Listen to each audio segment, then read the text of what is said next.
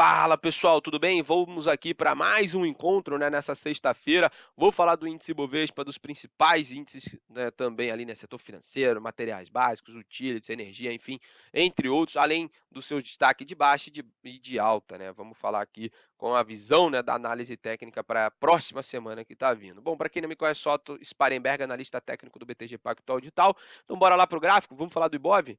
Bom, índice Bovespa, pessoal, nesta sexta-feira vai fechando muito bem, obrigado, né? O volume que não ajuda tanto assim, é um volume decrescente depois de uma recuperação muito expressiva quando a gente saiu da mínima do ano, né? Mínima aqui no 100.074, a gente foi testar hoje não, nessa semana, desculpa, 108.655 pontos. Passamos por uma correção nas médias, mas o viés aqui no curtíssimo prazo já começa a virar um pouco mais positivo, porque a gente teve um cruzamento das médias. Se você utiliza o cruzamento de média como possível mudança, né, de tendência, uma das maneiras para você definir tendência ou não, aqui você já tem uma volta para a tendência de alta. Mas olhando ainda por um prazo do semanal, a gente teve aquele candle, né, o outside bar que a gente tinha comentado aqui com vocês, um candle de possível fundo. Ele está sendo, né, confirmado, vamos ver se ele realmente engata, né, até porque ele conseguiu romper a máxima. O volume essa semana não foi, né, tão expressivo assim, ficou um pouco abaixo ali da média, mas mesmo assim girou ali os seus 100 bilhões de reais. E vamos para uma possível virada também da média exponencial de 9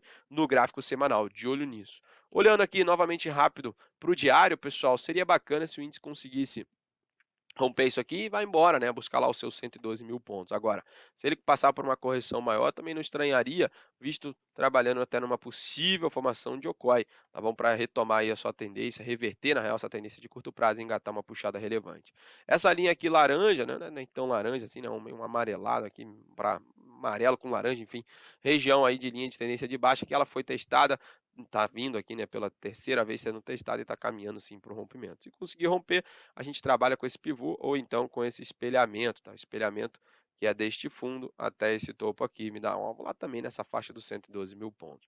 Rompendo isso aqui, ficar de olho, né, principalmente nessa região e depois na abertura dessa barra, foram barras, né, bem expressivas, principalmente aquela barra do semanal também, que chama bastante atenção, essa barra onde a gente caiu 7% lá em outubro, tá bom? Então, bem relevante sim ficar de olho nisso. Bom, falando um pouco mais do BR20, né, que é como se fosse o EWZ, a gente tem aqui também no Profit. Bom, o BR20 ele acaba, né, perdendo esse grande canalzão de alta aqui, né, a gente já tinha comentado isso aqui há um tempo. Ele perdeu essa faixa, mas mesmo assim, se a gente pega toda essa pernada que a gente teve e esse alvo que foi atingido aqui para cima, ele trabalhou numa retração relevante nesse 38,2. Se perdesse, ele vinha fechar o gap.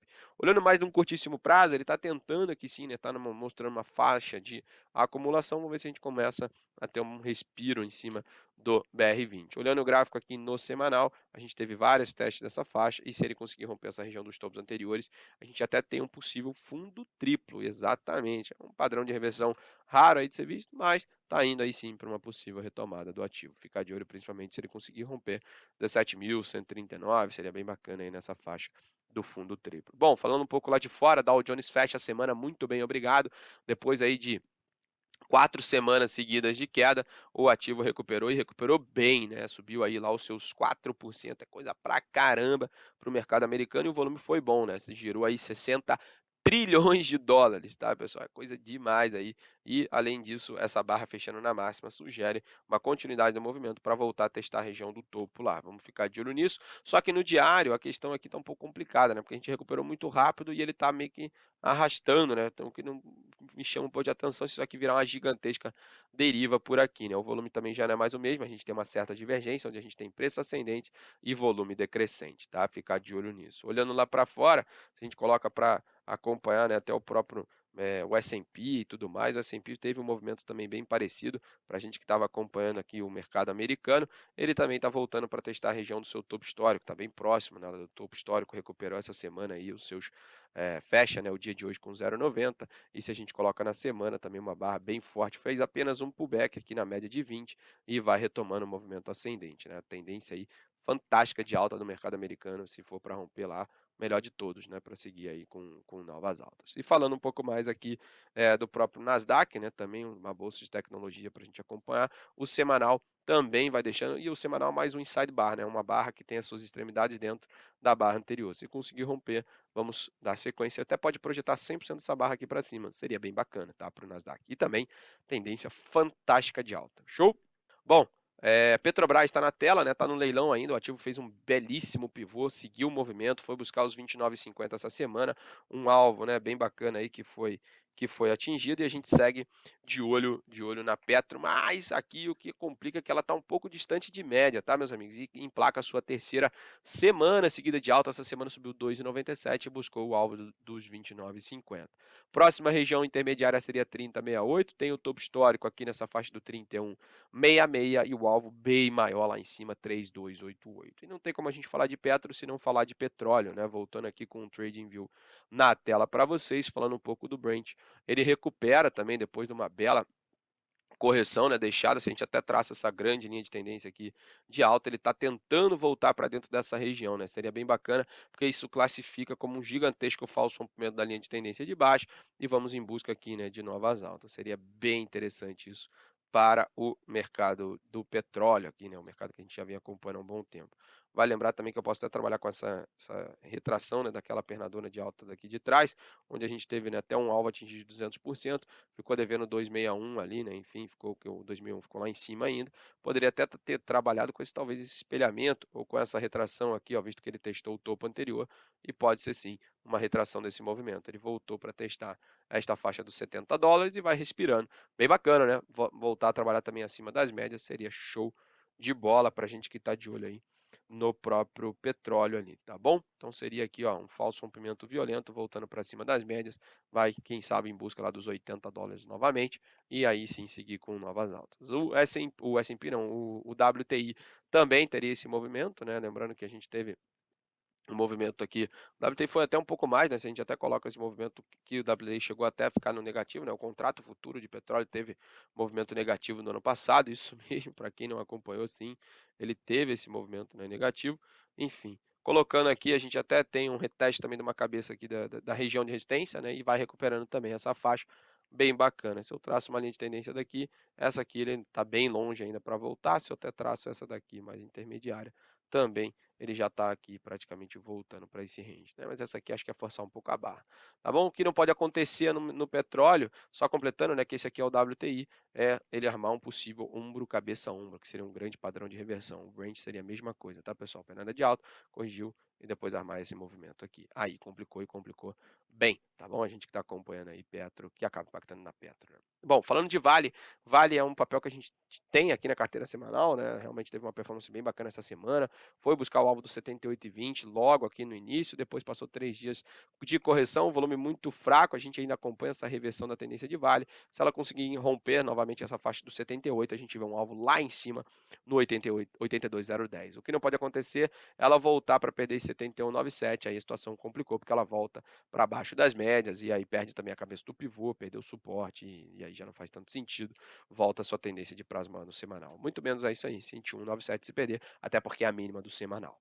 Bom, falando dos setores, antes da gente seguir para os setores, vamos falar do minério rapidinho. Bom, saiu também um relatório, né, do time aqui de análise técnica junto com o time macro sobre commodities. Depois vale dar uma olhada lá no site do BTG Pactual Digital, lá na parte de macro estratégia, vale dar um double check lá. Mas enfim, falando um pouco do minério, né? Minério que a gente teve, lembra que a gente até acompanhava essa pernada aqui de retração, ele está voltando a apresentar para cima disso, isso no semanal e voltando aqui no diário. Lembra que a gente até comentava um possível pivô de alta aqui do petróleo não, do minério, ele fez, tá? Ele fez esse movimento, mesmo que seja curtinho, né? Mesmo que é pequenininho, né? É curto e tal, mas ainda assim abre espaço para os $120 ali a tonelada, né? Então ficar de olho nessa região e depois numa outra região aqui no 128, tá bom?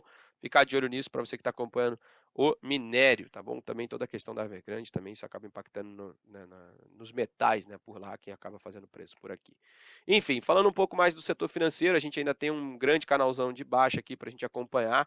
Não teve muita mudança, semana passada deixou um candle de baita, em definição numa zona de suporte, essa semana mais um candle aqui nessa faixa, girou aí o próximo dos seus 19 milhões de dólares, não, de reais essa semana, subiu 0,81, mas nada demais, tá, pessoal?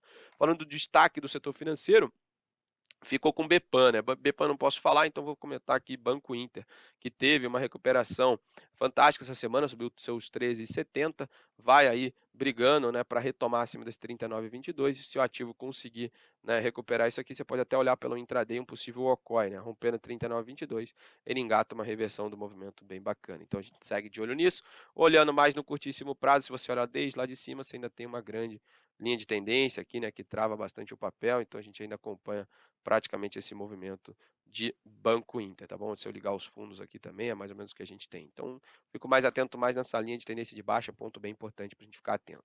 Já Santander é o destaque aí negativo da semana, o ativo não vem bem, acabou perdendo uma zona que não podia ter perdido, essa faixa aqui de 3247, mergulhou ontem e hoje até que um volume expressivo, mas teve uma recuperação de leve ali no intraday, olhando o semanal, perdeu a regiãozinha meio tensa, né? A gente tem que ficar de olho para isso aqui não ser um possível falso rompimento, que é onde ele foi, né? 3178, de olho nesse ponto. Indo para o setor de materiais básicos, pessoal, bom, a gente tem uma formação de gigantesca bandeira de alta, isso mesmo no semanal, você está vendo? Ó? Baita movimento de alta e aqui um possível mastro sendo desenhado. A nossa expectativa é a continuidade desse movimento para cima, já caminha assim 3, 4 semanas seguidas de alta. Olhando pelo diário, lembra que ele fez aquele pivô aqui embaixo? Então, depois do pivô desenhado, a gente até projeta, ó, bateu no alvo de 261. Não seria nada anormal se ele corrigisse um pouquinho semana que vem para depois engatar para romper essa região e ir embora, romper até a média de 200 lá em cima e por aí vai. Show? Bom, indo para o destaque, né, de materiais básicos aqui, vamos ver o que a gente teve na semana. Bom, destaque aí positivo fica com Dexus, que acabou puxando muito bem, obrigado. Está caminhando sim para esse possível movimento aqui de reversão show de bola. A gente que vem acompanhando esse ativo já há um tempinho, rompeu uma grande linha de tendência aqui de baixo e ele vai caminhando, né, nesse espelhamento bem bacana, né? Por que eu trabalhei com espelhamento? Porque aqui eu não tenho um pivô tão claro, né? Então vou espelhar esse movimento de perna para cima com possíveis alvos. Lembrando que ele está na região do falso rompimento 10,68, se ele romper tem 11,37, 11,85, 12,75. Já na outra ponta, destaque negativo para a Honey, né, que hoje levou um chega para lá, o comprado levou um chega para lá, né, os vendidos dominaram, hoje bateu cabeça nesse 7,53, região de resistência que não conseguiu romper, acabou pressionando ainda mais suas quedas. Se conseguir anular essa barra, é um sinal bem positivo para a gente poder dar uma sequência e continuidade nesse movimento ascendente aí do papel.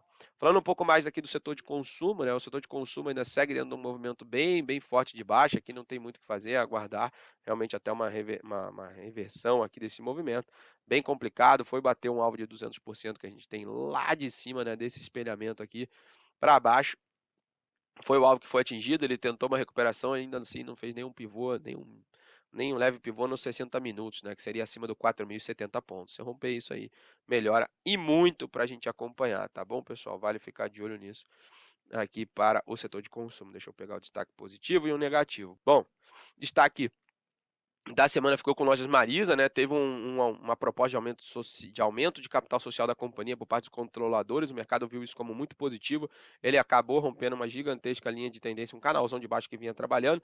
Ele rompeu, mas foi um rompimento meio xuxo, tá? Sendo bem sincero, o volume decrescente foi esticado para esse rompimento. E se a gente pega desde lá de cima até aqui, ele parou numa retração muito importante, tá? Esse 4,82. Não seria nada anormal se ele passasse por uma correção de curtíssimo prazo aqui do papel para depois alçar voos maiores, né? Para depois desta correção ele trabalhar numa puxada relevante sim do ativo. Bom, e já na outra ponta, destaque negativo não tinha como ser diferente, né? Magazine Luiza fecha a semana caindo mais de 9%, trabalhou bem, né, o início da semana, mas acabou entregando, né? Trabalhou aqui a segunda, a terça, a quarta e a quinta aqui um pouco mais complicada no finalzinho ali. A gente segue de olho, né? Que realmente acabou perdendo essa faixa, veio buscar a mínima do patamar aqui lá de trás, né, mínima lá de 2020, né, realmente a mínima do Covid, deixando um possível sinal de fundo, tá? Vamos acompanhar, ver se ele vai ter essa confirmação, então muita calma nessa hora. Bom, indo para o setor de energia, que está aí forte frente também ao nosso índice Bovespa, ele está caminhando para o rompimento da CLTB. Enquanto não romper isso aqui, o cenário ainda segue bem lateral, ele precisa romper essa região, engatar uma puxada forte e romper lá os 83 mil pontos, né? Seria bem bacana se ele conseguisse romper isso aí. Bom, um destaque aqui do setor de energia fica com o Copel, que teve um rompimento bem bacana no dia de hoje, o papel que também tem um grande canalzão aqui, né, de alta, se a gente acompanha deste fundo aqui, né, para cima, acompanhando esse movimento aqui. Bom, seria show de bola, cadê? Agora sim, colocando aqui essa região.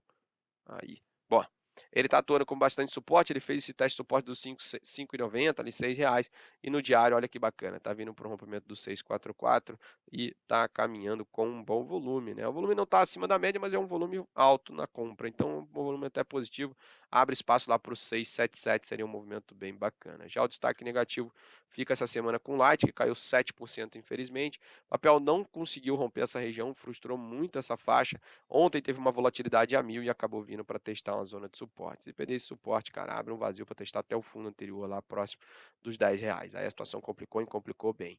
Indo para o setor imobiliário, meus amigos, esse setor hoje teve a melhor performance, subiu 4,39 e está tendo um ganho de fôlego frente ao também até o principal índice da bolsa, né, o índice Ibovespa, a gente segue acompanhando isso. Depois da forte queda do mercado, a gente puxou bem, corrigiu, fez um fundo mais alto, está caminhando para um rompimento da faixa aqui dos 783 pontos, tá? Um ponto bem relevante para a gente ficar de olho, que se romper ali, abre uma puxada bem relevante. Como é que eu vejo isso também, né? Se eu colocar aqui um gráfico limpo, né, tiro essas médias aqui, deixa eu até ver se eu consigo aqui nesse layout 1. Boa, aqui fica mais fácil.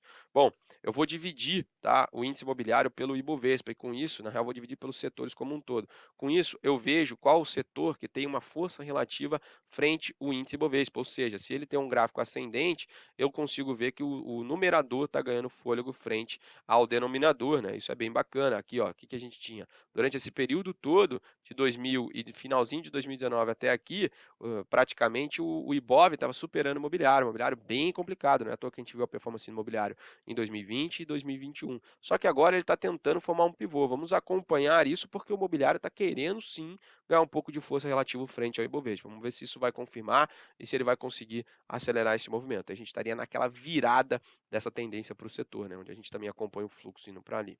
Bom, small caps frente ao Ibov, eu vejo mais uma região lateral, apesar do small cap, quando a gente tem uma performance, né, o small cap tende a andar mais do que o Ibovespa, tá bom? Apesar dele estar brigando nessa faixa aqui já há um bom tempo, desde 2019.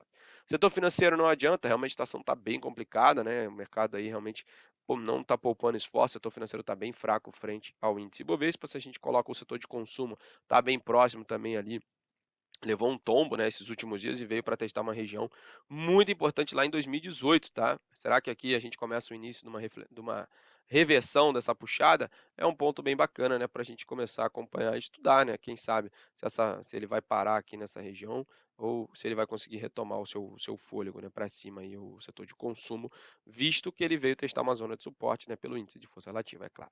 Bom, falando de materiais básicos, você vai ver a diferença, ó, é isso que eu falo, né? Quando materiais básicos está muito mais forte do que o Ibov, né? Então, por isso, nesse sentido, a gente busca ações dentro desses setores, né, para tomar posições compradas e nos outros posições vendidas, né, frente ao índice. E industrial também, se a gente coloca bem bacana, está forte, né, frente, bela movimentação, não é só lá desde 2016 passou por uma queda e agora vai recuperando de pouco em pouco.